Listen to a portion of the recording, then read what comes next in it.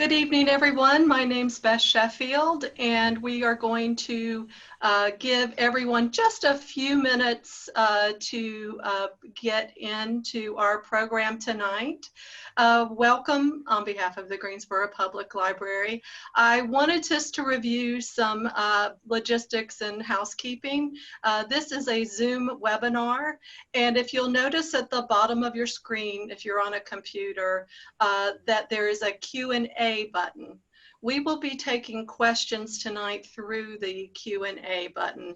Please do not put them in the chat. I might send out a reminder a little later, but questions need to be put in our question and answer category so that we can answer them later. We are here to discuss the hate you give, and we will try and get to some questions at the end, but this is really a conversation. So thank you all. We will get started in just a minute or two. Hi, I'm Bridget Blanton, Director of the Greensboro Public Library, and on behalf of the Greensboro Public Library and the Greensboro Public Library Foundation, we say welcome.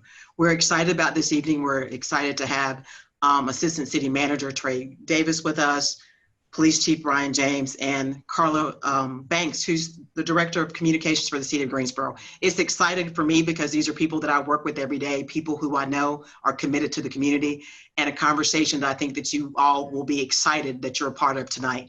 But we couldn't do this without our partner, the Chamber of Commerce. So I'm going to turn this over to Deborah Hooper, who is the Chief Operating Officer at the Chamber. Well, thank you, Bridget, and good afternoon, everyone. I'm glad to be with you. You know, back in June, with the death of George Floyd, our country as a whole really began to look at the issues of injustice and systemic racism. And we had a lot of conversation at the Chamber about what should we do? What do we do? And we knew that we needed our community to speak a common language before we could begin to work towards meaningful and sustainable change in Greensboro. So as a first step, we wanted to invite our community to watch and learn from the film, The Hate You Give. And we knew that our natural partners in this conversation would be the Greensboro Public Library. And we are so thankful for their support of the 3 community conversations the Chamber hosted during the week of July 20th. And we're looking forward to learning from today's panelists. Thank you. Hi, my name's Beth Sheffield. I'm the Adult Programming Coordinator for the Greensboro Public Library. And thank you to the Chamber for the One City, One Film project. It has been a great partnership. We sincerely appreciate it. I want to say a thank you to 2 of my colleagues, Glenn Perkins from the History Museum and Andrew Harris, who are helping with this program tonight. Thank you for your help with this program. I want to remind everyone to put your questions in the Q&A. Use the Q&A button for questions tonight. And now it's my pleasure to introduce our presenters and our moderator. Greensboro Police Chief Brian James grew up in Greensboro. He joined the Greensboro Police Department in 1996 and began his tenure as chief in February of this year. Chief James,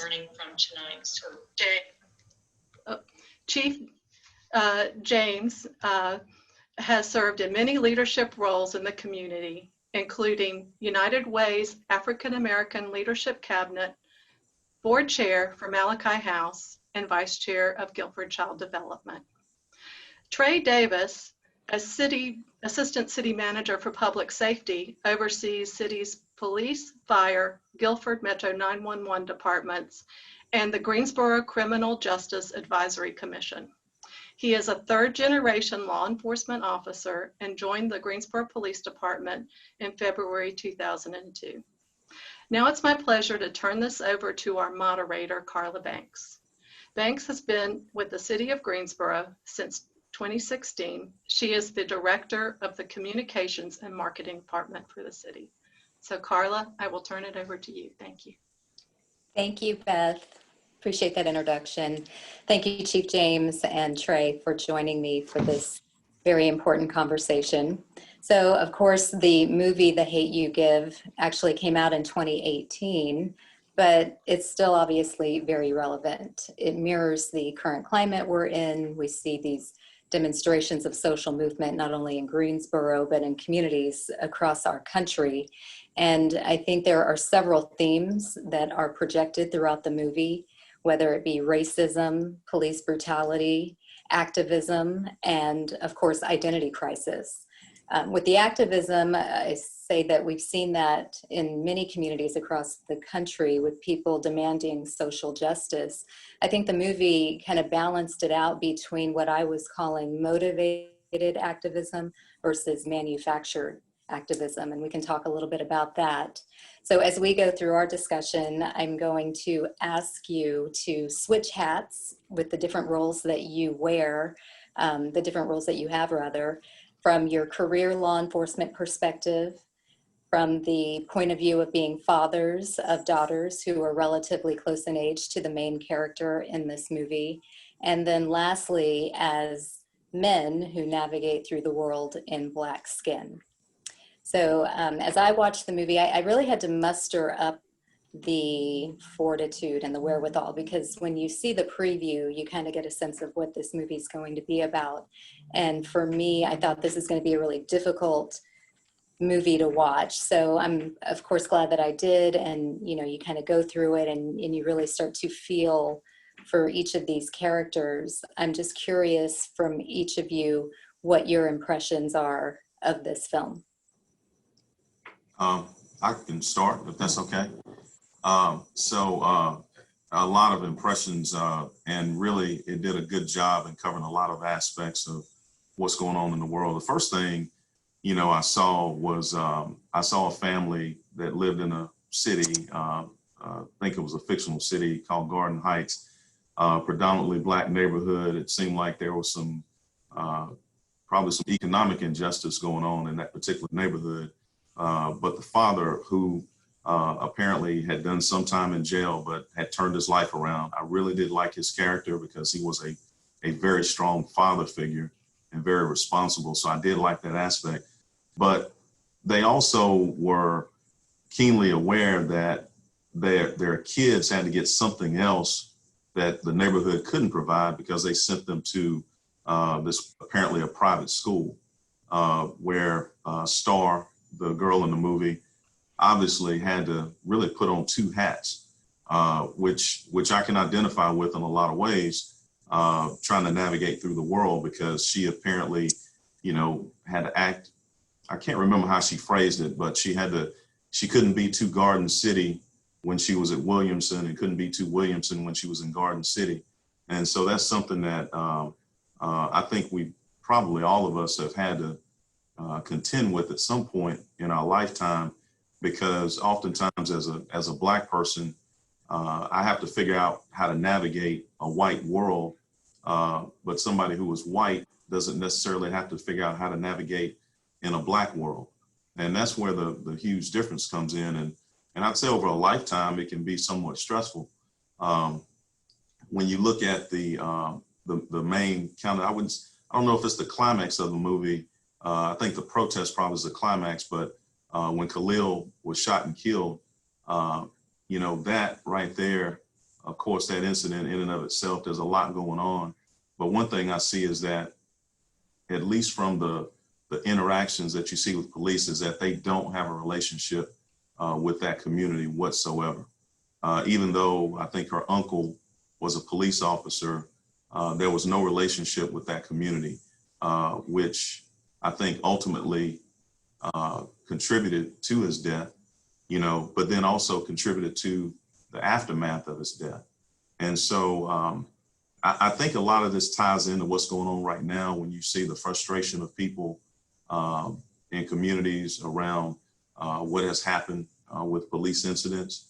And I think that if you don't at least have a relationship, you're never going to be at a place where you can actually talk about it and try to solve those issues. And then on top of that, try to get some people in that community to want to be part of the police department or part of that system that decides where funds go to actually build up those communities. So that covers a few aspects. I mean, there's just so many aspects to the movie. I really did enjoy it, and it really did cover a lot of angles. Thank you, Chief. Trey, what were your impressions? I thought the film did a phenomenal job with the characters and the scenes, the setting of capturing the dynamics of what happens with people individually and personally, and the intersectionality of events that took place that really impacted people on a number of different scales. I echo a number of things that Chief James indicated about the diversity, not only the positive side of diversity, but also the impact of people being immersed into diverse environments. I think you saw the struggle that the main character had. I was really pleased to see one of my favorite rappers, Common, play the role of the police officer, to be able to display the struggles that the police officers have being immersed into that culture as an African-American police officer. That was very important, although he didn't have many scenes, but I think there were, to me, as a person who worked in law enforcement, he had some very impactful and insightful dialogue with Star, the main character, as well as, like Chief James identified, the police department's what appeared to be misidentification with that community where most of the movie took place. So again, echoing a lot of things that Chief James said, I thought the movie did a great job of actually capturing the backdrop of what happens in people's lives. Sometimes we look at incidents and not to diminish the focal point of the movie, which was when the young man was killed by the police officer. But sometimes we miss what's happening, what has occurred, and then also the aftermath of what takes place in people's lives. Well, I think the crux, as you said, of this movie was Khalil, and the fact that his life was cut short at the hands of a white police officer. And watching that, I started to think in terms of, we hear the term routine traffic stop, which is essentially what this started out as, but then you have this fatal, ending. And it just made me think, well, how do you get from the routine traffic stop, which is typically your tail light is out or you ran through a full stop, something really minor, to then end up in something as major as someone's death or maybe brutally beaten, whatever the case might be. So it got me thinking, here you have Garden Heights. There's probably a Garden Heights in every community, including Greensboro, the equivalent. And I'm wondering, could it be a combination of things? You have young people who grow up watching negative interaction with police and the adults in their community. So perhaps there's a little bit of trauma and then resentment as they get a little bit older and tend to understand what those engagements really are about. Then young people in general, these are teenagers, so the authority and the ability to respect authority is somewhat altered because they will even challenge the authority of their parents. So of course, a law enforcement officer who they don't know clearly, and Khalil in this instance is challenging the authority of the officer, questioning, why did you stop me? I think in addition to that, he's kind of hyped up and empowered by the lyrics of Tupac. And he's listening to this music and really kind of taking in some of the messaging, which is more or less saying, exercise your rights. And I think maybe when he starts questioning why he was stopped, that already with probably a stereotype from the officer didn't help the situation. And I wonder if on the reverse side, you have the white officer who has his stereotype of the young Black person, then you are questioning him. So he's taking that as an attitude as opposed to you thinking that you're just exercising your rights. And then it all just comes full circle. So clearly we saw Star go into the immediate assume the position because she's been given the talk. It's hard to know whether Khalil received the talk or not. If he did, he was not adhering to it. So I'm curious, based on your law enforcement perspective, how do we get from the routine traffic stop to the fatality? Let me start here. You know, I want to go back to talking a little bit about relationships with communities, because this is a thing. If you work in a particular community and your only focus is to use a phrase, catch bad guys, you know, and you're never taking a chance to actually get to know the people in the community, it can make you very cynical. You take the fact that you don't look like the community. You've never actually spent any time in that community except for when you were at work. It can lead to a lot of things, including fear. Now, that's not to justify anything around this scenario in the movie, but it contributes to how it happens, you know, because the thing is, if you're not comfortable in the neighborhood you're policing, you're not going to communicate well. When I look at that, if I critique it, you know, from a police standpoint, there are many things that officer could have done to de-escalate that situation, to try to put the young man at ease, you know, even though, you know, he was, you know, saying some things back to the officer. Now, I'll say on the other hand, when we talk about the talk, you know, I've told people this before, and I really do mean it. I tell people, you know, if you get stopped, you know, by a police officer, even if you don't think the stop was justified, I ask people to comply, you know, because I say this, don't give, and this is Greensboro, this is anywhere in America, don't give a police officer an opportunity to be a bad police officer. And what I mean is comply, get their information, just like Star remembered his badge number 115, you know, get the information so that you can file the complaint later on, and you can both leave, you know, alive, because I don't think there's any police officer that checks on at the beginning of the day that wants to get in a deadly force encounter. If there's anybody like that, they shouldn't be in law enforcement. But it can quickly lead to that, you know, without the communication, without knowing the community, and without being comfortable policing that community. And I think that's how it happens. The officer was scared, obviously, to me. That's what I got from it. He didn't communicate well. Khalil, you know, didn't do exactly what he said. And he reached in the car, and I think the officer in that case overreacted by using deadly force. And that's how it can happen. So I think that's how you get to that point, Carla.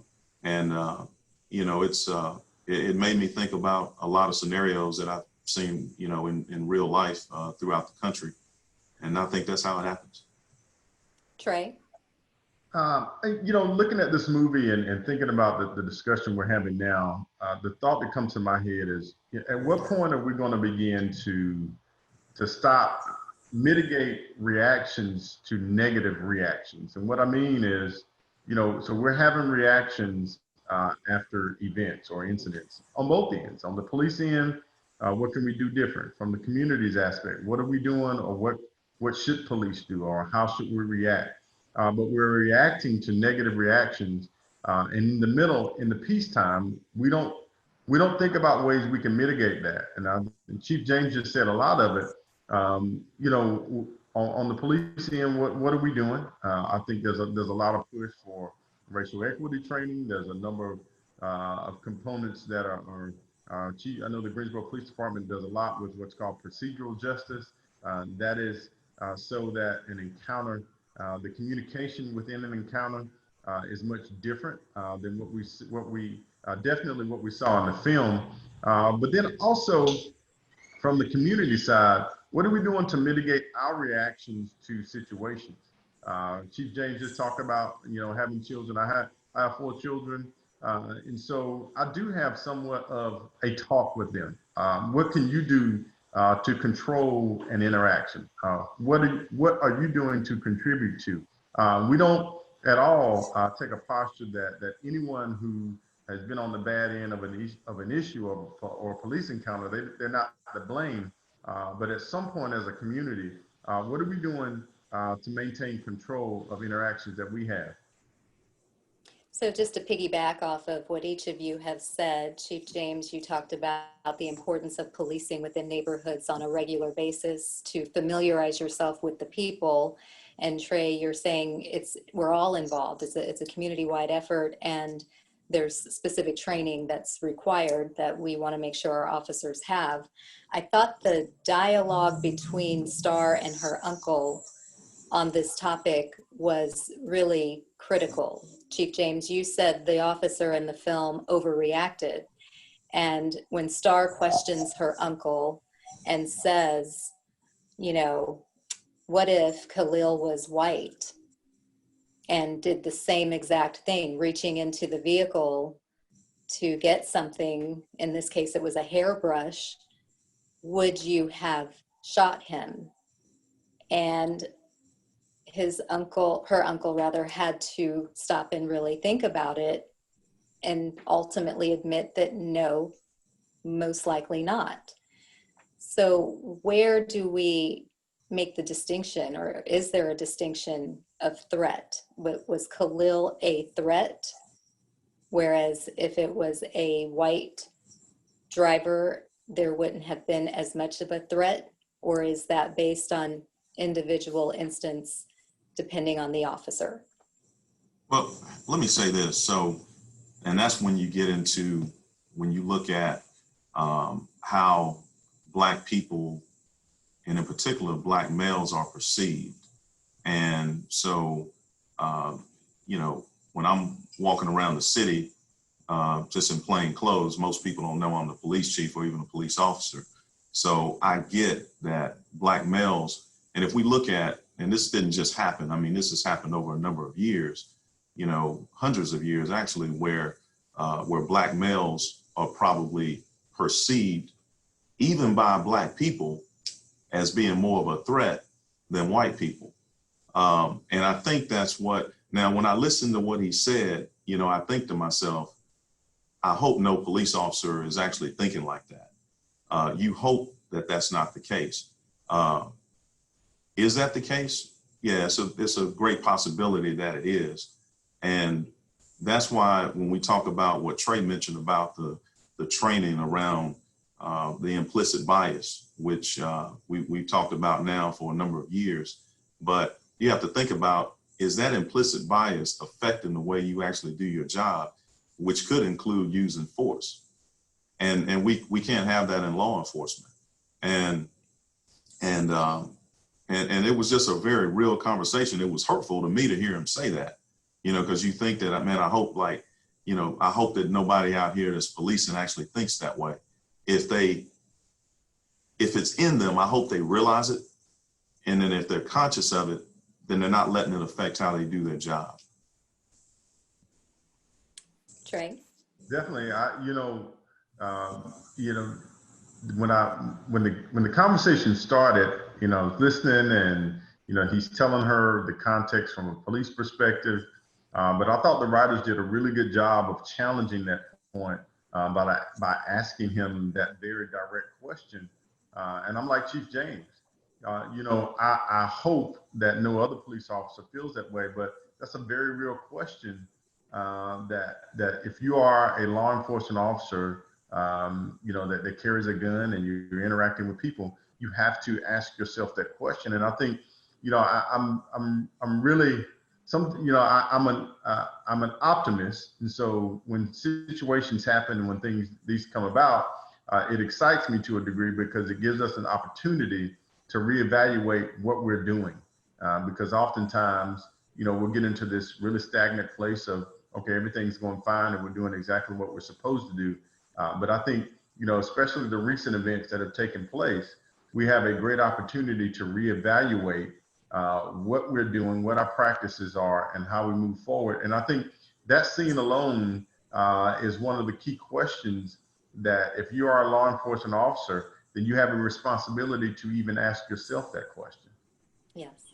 And speaking of deadly force, just from your law enforcement experience, could you just clarify and explain that when it gets to the point that you're drawing the weapon as an officer, that you're really trained to not shoot someone in the arm per se, or the leg? People always say, well, why didn't they just shoot them in the arm? Why did they have to shoot to kill? And I think it's important for people to understand the training in terms of when you do draw your gun. It's so, yeah, from a training perspective, and we get this question all the time. And if anybody's ever handled a gun, you know that especially without any training, it's very difficult to shoot the target exactly where you're trying to shoot it in a training environment. So departments across the nation, the military, really across the world, train to shoot center mass, and not trained to shoot to kill, but trained to stop the threat. And of course, if you shoot center mass in the torso area, there is a high likelihood that serious injury or death could occur. So, of course, that's why we consider it to be deadly force. So I hope that answers that question, but that's just from a training perspective. And I want to add, Carla, I spent the better part of my police career with GPD as an internal affairs investigator. So I investigated internally a number of incidents where there were uses of deadly force, and also worked with whether that be outside agencies or criminal aspects. But anytime we investigate a use of deadly force by a police officer, then that use of deadly force, there has to be the threat or the presence of deadly action. So, as Chief James described, you don't shoot to kill, or you don't shoot, as people see on TV, but the officer has to encounter a threat to their life or the life of another. Okay, thank you for explaining that, just for anyone who has wondered or gets upset when these type cases come across the news and don't fully understand the background. So as fathers of daughters who are similar in age to Star, have you had to administer the talk? I think, Trey, you said earlier that you have. And how did her dilemma impact you? So I'm going to let everybody know that my daughter's going to be mad after this because she's not going anywhere. I'm going to homeschool her. No,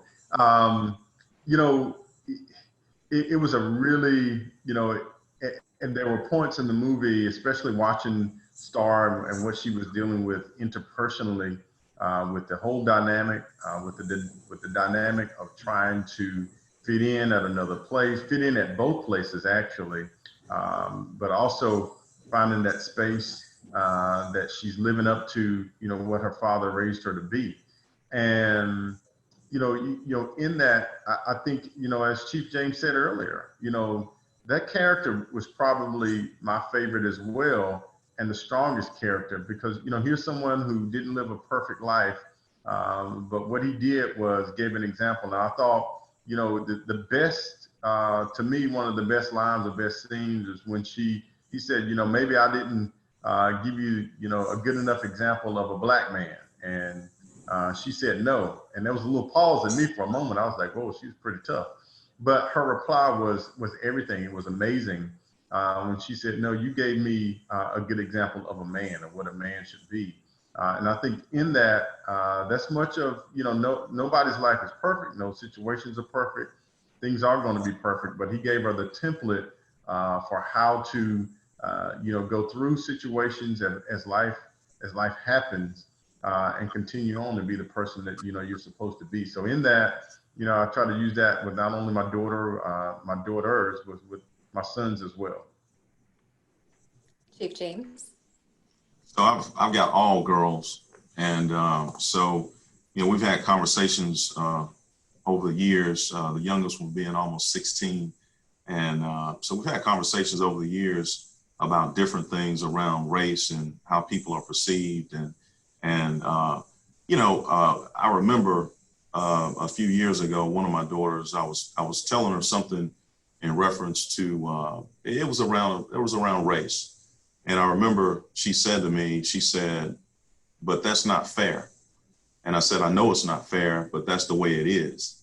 And trying to tell her, I think, was about more around impressions and how people will draw a perception of until you actually interact with them.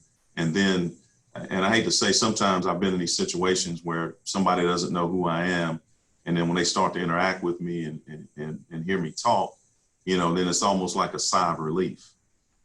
I don't know if you guys can relate. But it's so what I'm saying is that there's that stereotype until you break that stereotype, and then there's that collective sigh of relief in whatever room you're in. So I've talked to them about traffic stops, and like I said, I got one turning 16 that's going to be driving on her own really soon. So just talked about the same thing around being respectful, providing your license and registration, not jumping out of the car, things like that. The same thing I said before, don't give a law enforcement officer an opportunity to be a bad law enforcement officer. Don't you do anything to escalate the situation. And because I think that even though I've got girls, I would say that,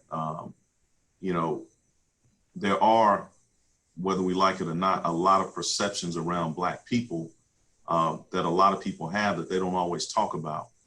And every day, and I'll say this, even now, I feel like I have to break the stereotype and the perception constantly every day, because I feel like people, even in the position I'm in, will draw certain conclusions about me until they interact with me. And you're just in a constant battle to have to prove yourself, kind of like Star. I think every day she went to school, just this constant battle to fit in and prove herself. Can I add something to that, Carla? Sure.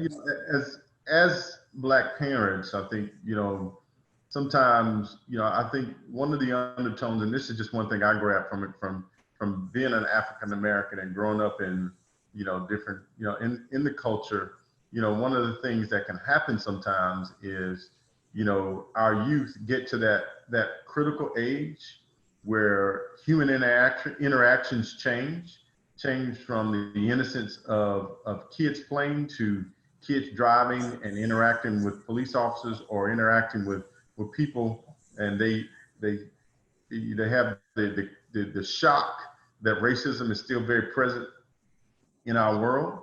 And I think the film did a great job. I know I took away from what her father prepared her for, and sometimes we don't prepare our kids for what they're going to face in the real world. We oftentimes want to shield them from things, but we don't prepare them for the reality of the world. And one of the things that that it's not comfortable, even in our own home sometimes, is to talk about the presence of racism, but it's very real. And I thought, that what her father equipped her with. Now, I'm not going to go as far as making my kids stand on the lawn and tell them to recite, the code that he had. But at the same time, I think that really equipped her for life and what she was going to encounter and what she did inevitably encounter. Yes, and I think it's difficult for parents in this particular era. I sat in on one of the previous community conversations about this movie and was asked whether I received the talk. And quite honestly, the talk didn't exist when I was equivalent to the age of Star. And I grew up in a community very different from Garden Heights. The idea of police brutality wasn't prevalent where I lived. So I think it's really based on circumstance and geography. But I think you're right. Race and racism, it's never an easy conversation to be had. And certainly from a parental perspective, you want to shield your kids from all things hateful and harmful. So even having that dialogue can sometimes be what's so difficult until they come home and have had some kind of experience that, plunges them into that reality. Now, Chief, you were saying something earlier about the stereotypes, and I'm just curious, in your role as chief, do you find yourself being challenged to police the Black community one way based on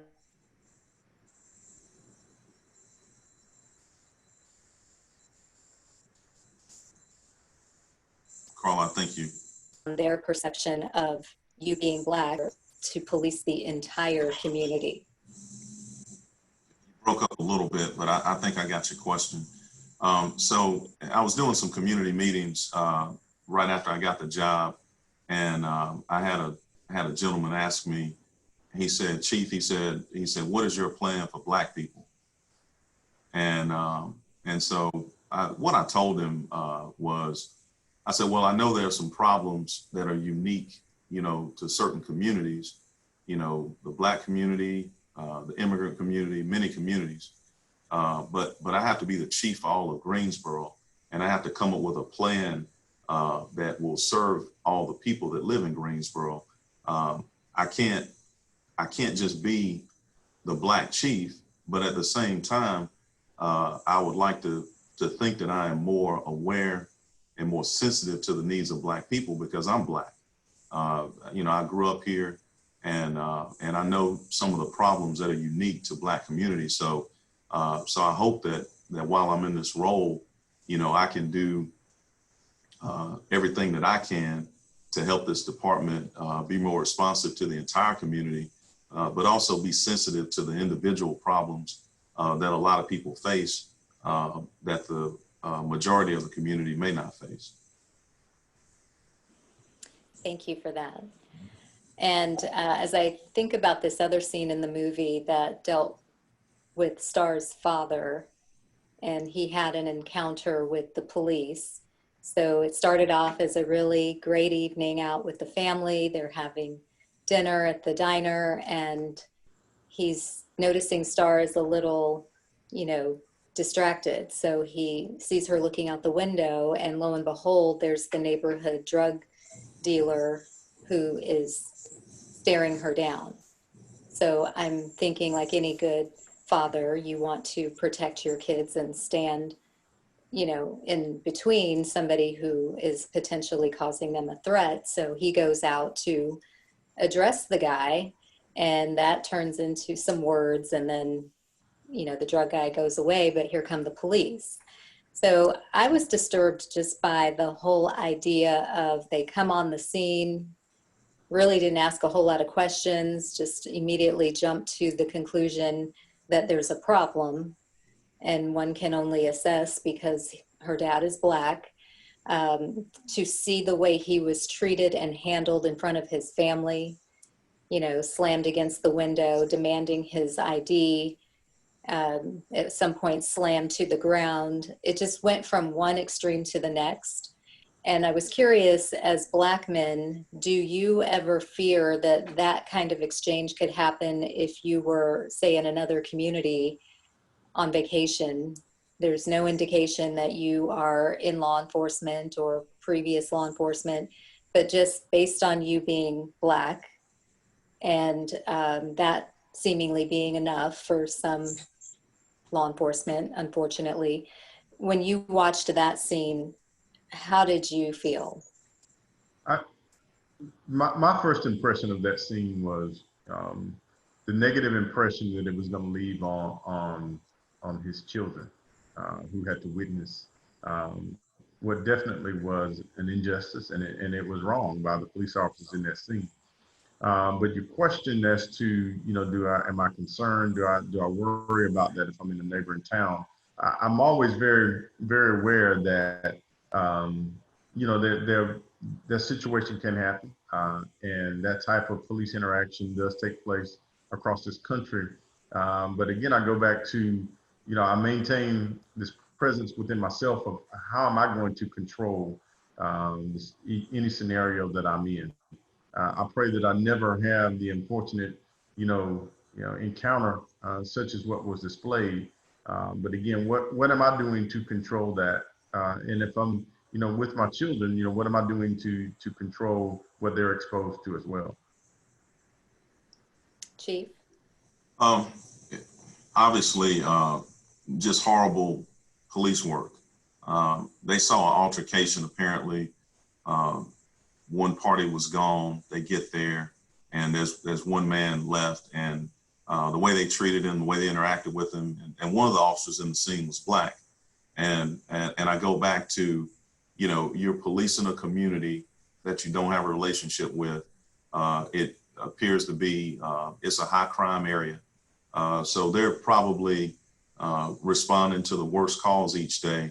And if you're not careful, if you don't actually stop and talk to the people you're trying to help, you'll dehumanize that whole community. Mm-hmm. They weren't thinking about his kids and what they were seeing, and seeing their father pressed against a window. And I think at one point they even threatened to arrest the son and one of his ID, and so, I look at that, and what happens, what can happen. So I'm always, I think, even subconsciously keenly aware, because a lot of times I'm not in Greensboro and I'm with my family. So keenly aware of the fact that you got officers throughout the country that are trained differently, that may not have body cameras, that may not do de-escalation training. I don't know what kind of training they have. So I have to think about, kind of like what Trey said, I have to think about how I'm going to react to a police officer if they seem to be acting out of bounds. And I've had an encounter many years ago like that, where when I was in college, the officer was escalating a situation and I had to de-escalate it. So I have to think about, how I'm going to react. Now I go back to that conversation I had with my daughter, and is it fair that I have to think about that? No, it's not fair, but it's certainly reality. And I think that people that don't look like us have to at least try to understand that, at least listen to what we're saying. Thank you for that.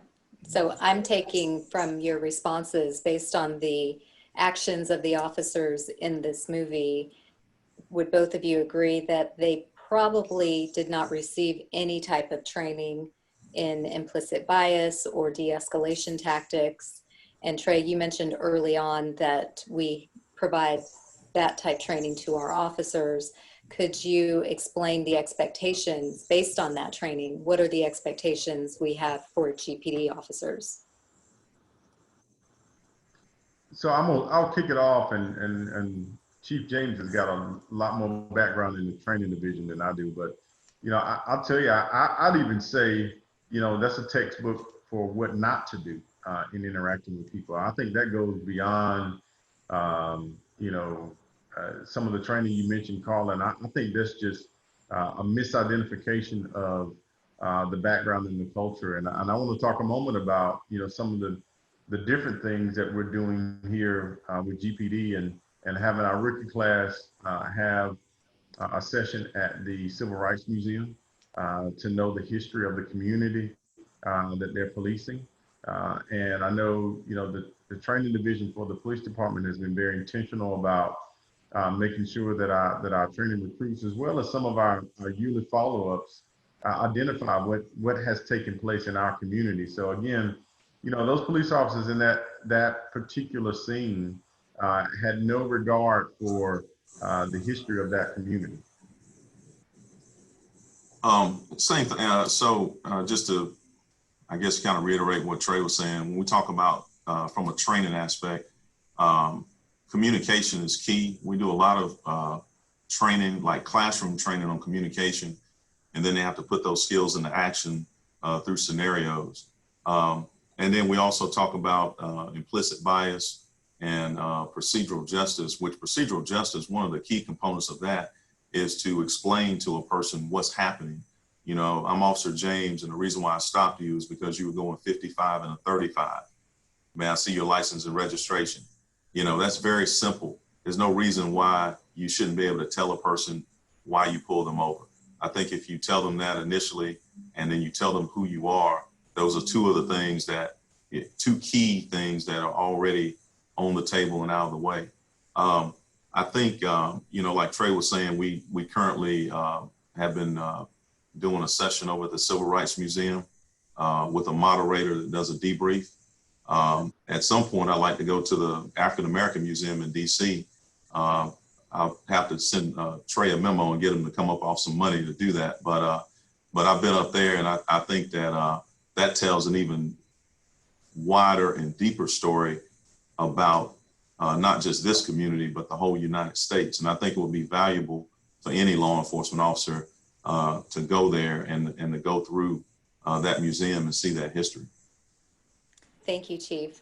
And you answered one of the questions we have in the chat in terms of the training is designed for our officers to immediately tell you why you have been stopped. And we had a question asking if citizens have the right to ask why they're being stopped. So based on what you said, we shouldn't have to ask. We should already be told as soon as they approach you in a stop. Yes, I mean, now I'll give you just one scenario, which could be a little different because, for instance, sometimes we are, apprehending, high-risk people that we know are occupied in vehicles, and those stops may look a little different, so we're not necessarily going to come up and say, I'm Officer James, and the reason why I stopped you is because you have a felony warrant for murder. That stop's going to look a little different. When we talk about our routine traffic stops for just, traffic violations and things like that, those stops really should be I'd say a very low key stop. It's not nothing that's catastrophic. It's something that we've stopped you for legally that we want to bring to your attention. It could result in a citation or maybe just a warning. But if we come up and say who we are and why we stopped you, I think that goes a long way in relieving a lot of anxiety with the driver, and that's what we want to do. So back to what you were saying earlier, each of you, from the parental perspective, you've given your kids the talk and kind of, mapped out what steps they should take. Are you concerned at all that they might have friends in the car? Like we go back to Khalil and Star. Star was immediately hands on the dashboard, and you could see the fear factor in her. Khalil was just chilling. This was no big deal to him. Are you concerned, being that it may be someone riding with your child who either hasn't had the talk or didn't take it to heart, and then there could be an unfortunate mishap? My short answer is yes. Don't just jump in cars with people, and don't just let people jump in cars with you that we don't know. Because, from a parental perspective, I don't know how other people are raising their children, and keenly aware that what somebody else's child does on a vehicle stop could put my child in jeopardy. So yes, absolutely. As a parent, yes, I'm concerned about that, and they expectations are. Trey, did you want to add to that? No, I just have the exact same answer as Chief James. I think it goes. You address it in two realms. I mean, it's almost like the difference in the father and the mother in Star's father. Star's father prepared her on one angle. Star's mother prepared her for the social interactions and how to navigate people. And so, as a parent, you're thinking about both all the time. And so, I think, as a parent, you have to be vigilant and prepare your children. I think exactly what Chief James is saying. You can't control the responses and the actions or reactions of other young people that you're with. And so you got to be very, very mindful. Thank you both. We're going to go back to the chat. There's a question where you were talking about training and partnering with the Civil Rights Museum. Are officers required to read the new Jim Crow? No, they're not required to read that. That's a book that I've actually read several years ago. shortly after it came out, but that is not required. Okay. And a scenario has been presented within the chat, and I'll pitch it to each of you. Someone is saying that a friend whose son was running in a primarily white neighborhood where he lives, he happens to be Black, and was asked why he was running in the neighborhood. How do we keep that from happening? I'm not sure who they were asked, who asked the question as far as, was it a law enforcement officer or was it a person living in the neighborhood? I'm not sure. What I would say is this, is I want to go back to stereotyping. Somebody running through a neighborhood, just running, shouldn't be considered suspicious. You would have to already have drawn a conclusion about that person to even put in a call to law enforcement to come and check out that situation. I'll also say that oftentimes, and we've talked about this a lot, oftentimes law enforcement officers are brought into situations that we should never have been brought into. And that could also be driven by the public who may place calls about things that they feel are suspicious, and there really is no basis for their suspicion other than the way the person looks or the perception that this person is out of place, or to use even harsher words, this person doesn't belong here, which I think is some old terminology that is used. But you know, we get pulled into a lot of different directions that we shouldn't be pulled into. And I think that comes with, how do we stop that from happening? Educate the whole community. And I think the key in that is to have people in these conversations that don't think they need to be in these conversations. Now, that brings up a question in terms of nationally, we see these news stories pop up where someone's calling police because they've determined, for whatever reason, someone Black should not be at the coffee shop or in the hotel lobby or in the park, wherever this incident is happening. Do we have calls similar in nature, and how do you deploy those police resources if we do? Well, if someone calls 911 about a perceived issue or an issue, we have to respond. What we have to do is make sure that our decisions and interactions, first of all, that they're courteous and that they're based on what the law is, and also using de-escalation. So if we are approaching someone who's totally innocent, that we don't do anything to escalate that situation and cause a bigger problem. But to kind of, I guess, I don't know how you stop the call. And when I say that, I mean, I don't know that if they call communications and they say, hey, can you come check out the suspicious person in my neighborhood, we have an obligation to respond. What I'll say is that if it's not based on an actual issue and it's only based on this person doesn't live here or we've never seen them before, then that's just not a legitimate complaint. But we have to be smart enough to respond to it in the right way so it does not turn into a dangerous encounter. And I did get some clarity on the scenario with the young man jogging in the neighborhood. He was actually stopped by a police officer who also lived in the neighborhood. Okay. I mean, my answer is still the same. I don't know, the police officer was off duty and stopped them, or? And maybe we can circle back to that, Yeah. to that person. We did have some input from Facebook, question about whether or not your daughters, either one of you, have talked about any of the protesting that took place downtown. And this individual says her daughter's friends are Black and they've been completely disregarded in the discussion, and lots of white kids are shouting out opinions without considering other people's experiences. So no one wants to destroy their own community, but the pain is real and some people take it out in different ways. So did either one of your daughters talk about any of the activities that took place downtown?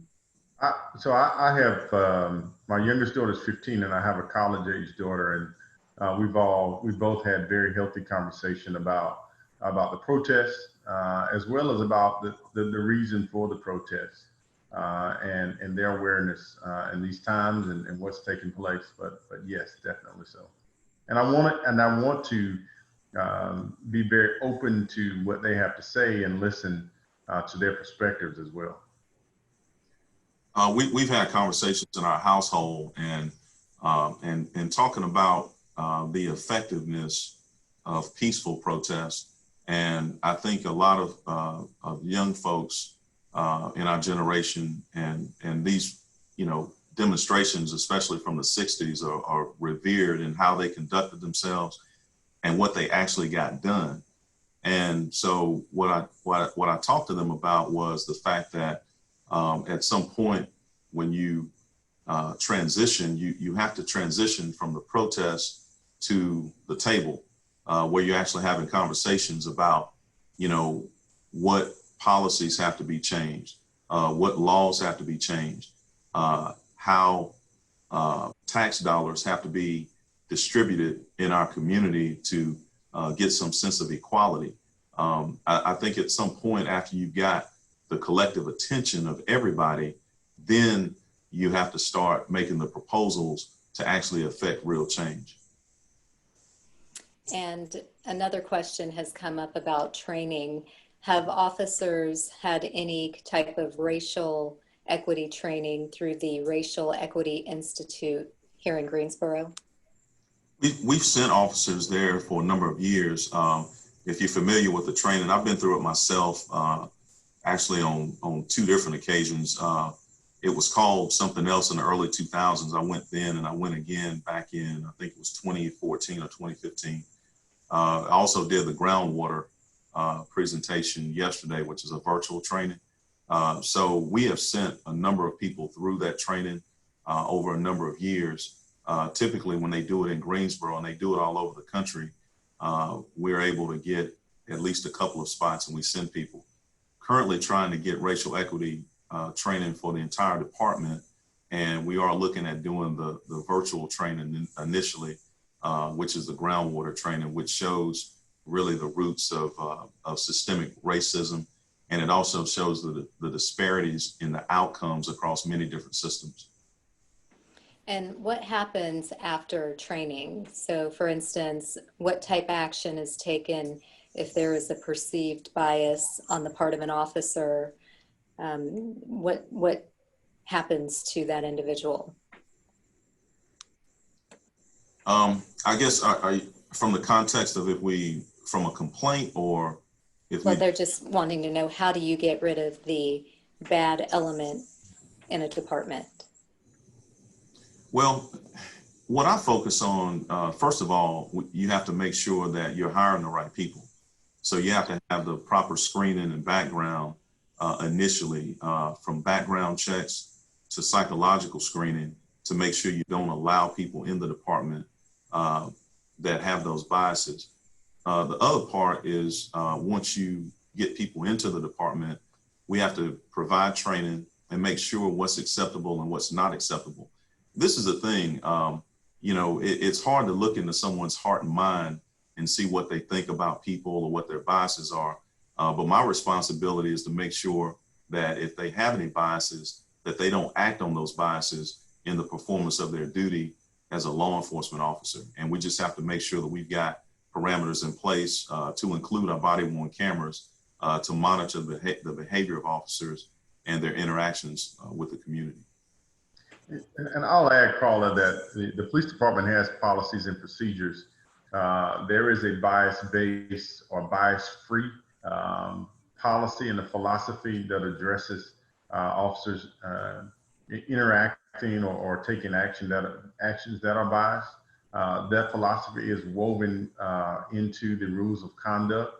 There's a complaint process, and also, as noted earlier, one of the departments or divisions that's under my purview is the Greensboro Criminal Justice Advisory Commission, which does review or has the ability to review the police department's practices and policies and procedures and make recommendations, as well as the Police Community Review Board, the PCRB, is housed within that as a component as well to review citizen complaints if citizens should so choose to relay their complaints to be reviewed additionally by an oversight or an outside entity. That board is comprised of community members right here from our community.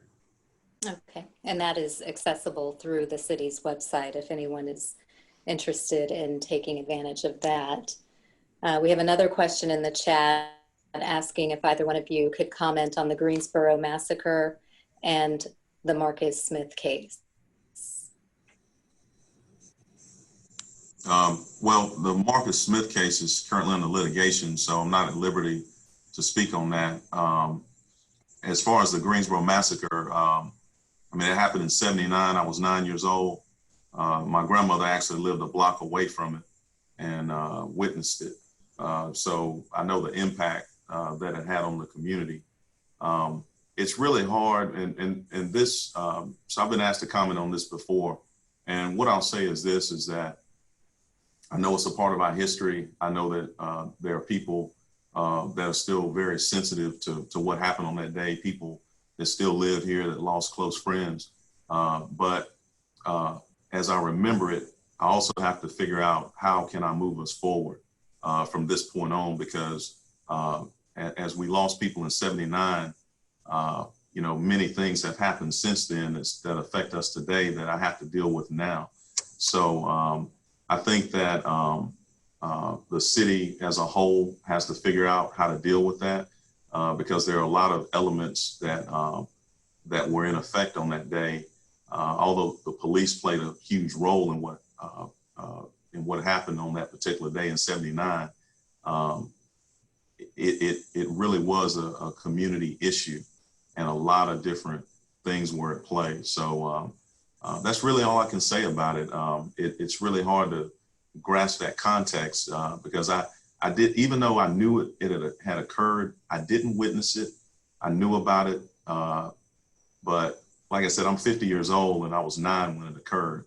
And there are so many people that we know today that really only know it as a historical fact, and they didn't actually live it and feel it. Trey.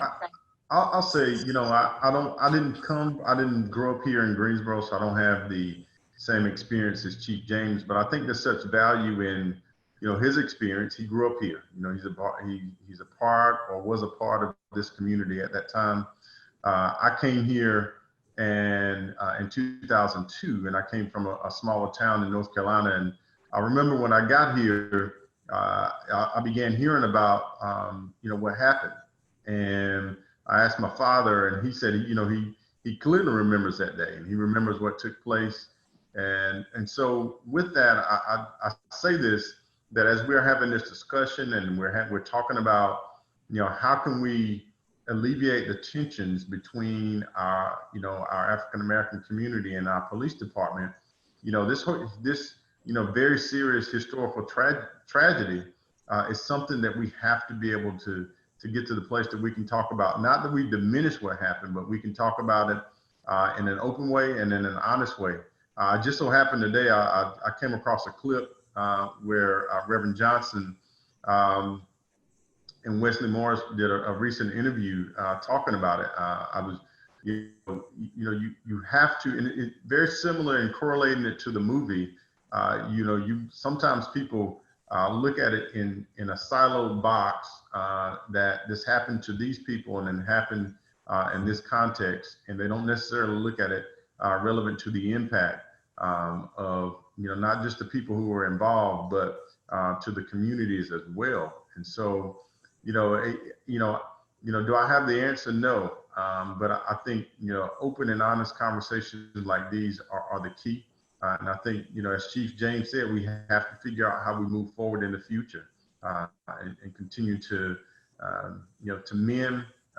You know, this is just one, you know, again, not diminishing it, but this is one event that has caused some tension in this city, and how do we move forward in the future with it? And Greensboro, of course, historically is known for being rooted in activism. And you see that be the culmination of the movie, The Hate You Give. But there was a moment also where I was thinking that the activism was manufactured.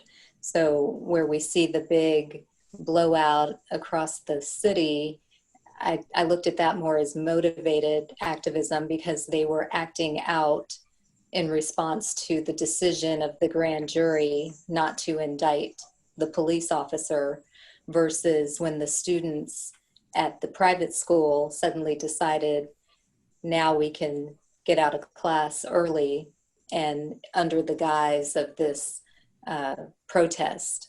So I considered that to be manufactured activism, which then kind of got Star's blood boiling because she realized now you are mocking the memory of my friend. So I feel that there have been many instances in Greensboro where folks have rallied together for some form of activism, and it's really kind of the fabric of Greensboro's history. Let me just say this. So there's a guy I listen to on a radio talk show called Joe Madison, and he always talks about, is this a moment or is it a movement?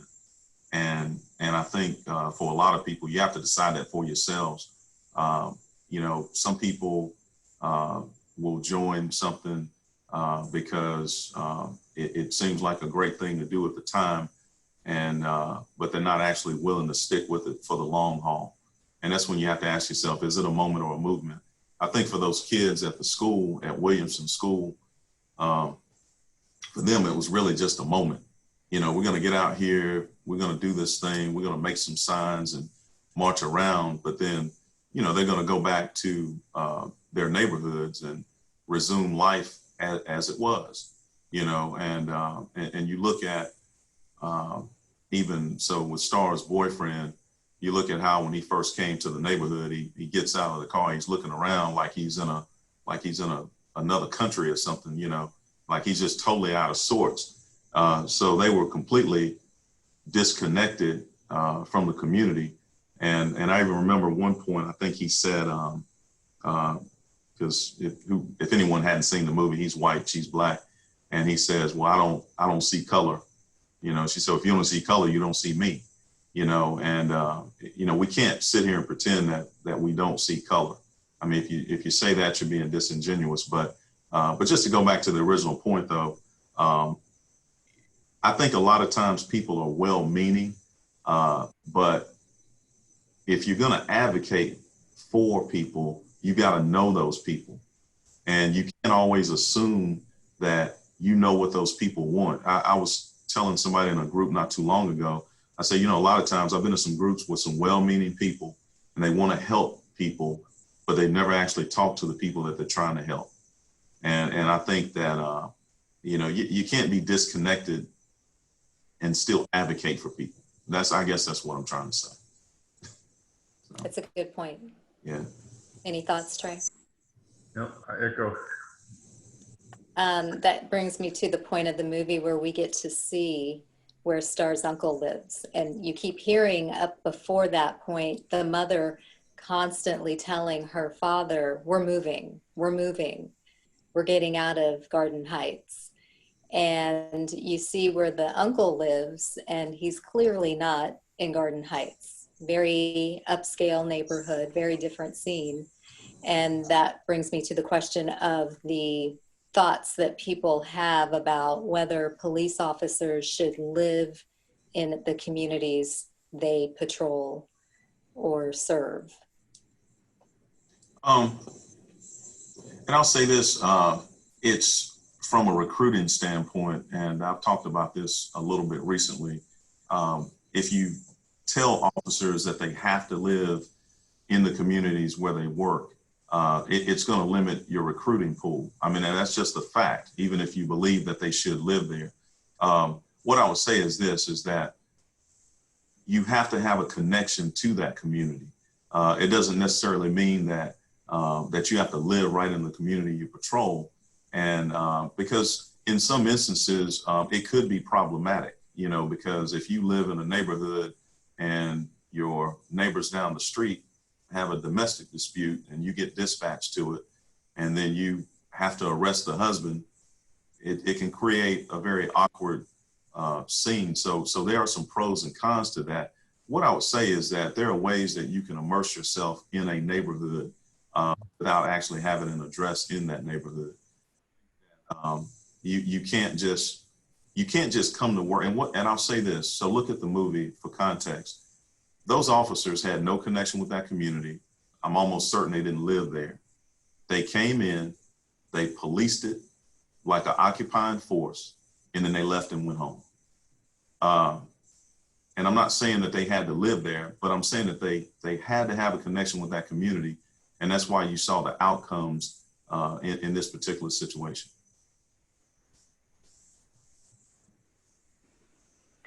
Trey, any thoughts?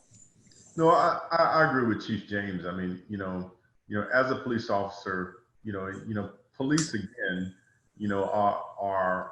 are citizens, and their profession just happens to be policing. And so with that, I remember, while I was a patrol officer, my kids were, somewhere in elementary school, somewhere in middle school, and then on to high school. But when I got home, I wanted a disconnection from that job. And if I live in the community that I police, then, I won't ever disconnect from that job and have time to raise my children and have the relationships that I do have. Again, but back to what Chief James is saying, I think there are even better ways that our police philosophy and our police strategies can allow our police officers to have a much better connections with the community. And there are a lot of, and Chief James and I have had many discussions about it, and we've seen different models from across the country where police departments are utilizing strategies and approaches to policing. Matter of fact, we're doing some right here in our community. I don't know if anybody saw the feeds on a week or so ago with some of our officers going out with council members into our community. So that's just some examples there. Excellent. I was going to ask, what do we do in Greensboro to ensure that even if you don't live in the community, that there is still a relationship outside of coming in to effect an arrest, and that's the only time people see you, and that's certainly not the image that we want or the experience we want to leave people with. Well, I've said this many times, you can't build a relationship in a crisis. So we have to find those times when we're not responding to a call, that we can go into a neighborhood. And one thing that we've tried to do, even with COVID-19 still being a concern, we've done some walking in neighborhoods, just really going door to door, even after the murder of George Floyd. And it has been well received by a lot of people.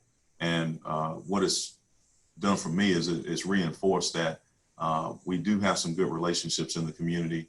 And people still, by and large, people still want to see us in their communities doing good police work, because we do need a good police department in our community, and we certainly want to provide that.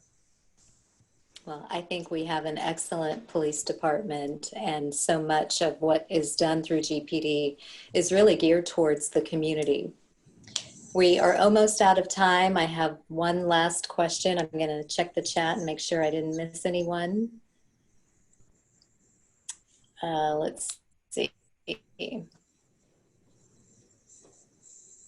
Okay, we did cover this earlier. Someone was asking about what I asked, when you're trained to shoot, is there an option to include training to shoot in the arm or legs versus center mass, if situations allow? Is there any type of training, or is the training standard as what you described earlier? So the training is, I'm sorry, go ahead, Trey. So actually, if you look at the meat of that question, shooting to just wound someone, like shooting in the leg, then actually that would be absent deadly force.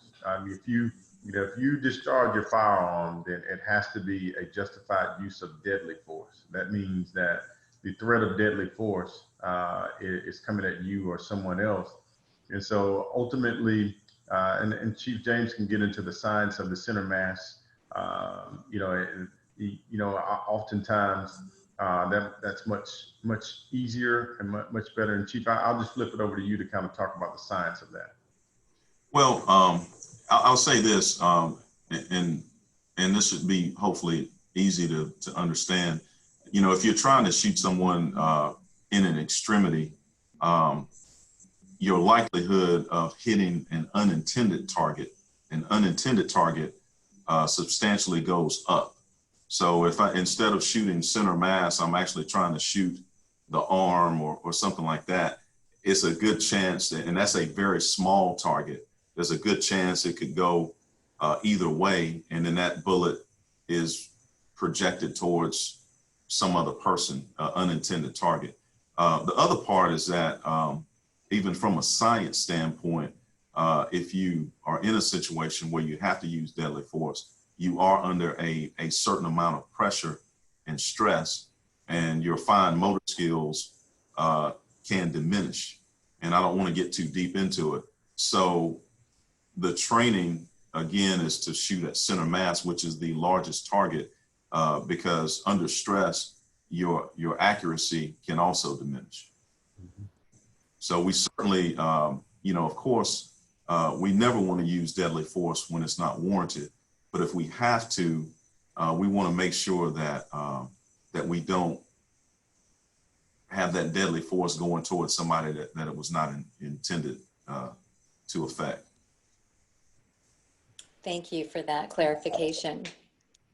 So as we get ready to wrap this discussion up, one final question. As Black men who happen to either be in law enforcement or had been in law enforcement, how do you describe the state of race relations within GPD and our community as a whole? I would say within GPD, I think race relations are good, with certainly room for improvement. I think that we have to have more open and honest conversations within our department. That could be in formal settings or just in small groups or one-on-one. But I think when you look at race relations in Greensboro, I think that I would say that, again, there's a lot of opportunity for improvement. I think that there are a lot of more people that are engaged now and willing to listen to people that don't live in their neighborhood, that don't look like them. But I think in our community, as well as many other communities in the country, there are a number of people that feel like this race conversation does not necessarily affect them. Through all the protests and the media coverage and everything else, I mean, their lives went virtually unchanged, and they still don't feel like anything has actually affected them. And I think until you get people to care that don't necessarily feel like they have a reason to care, I don't think you're going to make significant progress from where we are, because what I see a lot of great conversations, but I'm seeing a lot of people in these conversations that were already in a space of having an open mind to talk about things. How do we get people to talk about things that don't feel like they need to? And if one of us figures that out, we can go across the country, because I think everybody's trying to figure that out. Thank you, Chief. Mm-hmm. Trey? Yeah, that latter part, I agree with Chief James, but I will say, Greensboro as a city, as a whole, we have to meet the challenge of this movement that's in front of us.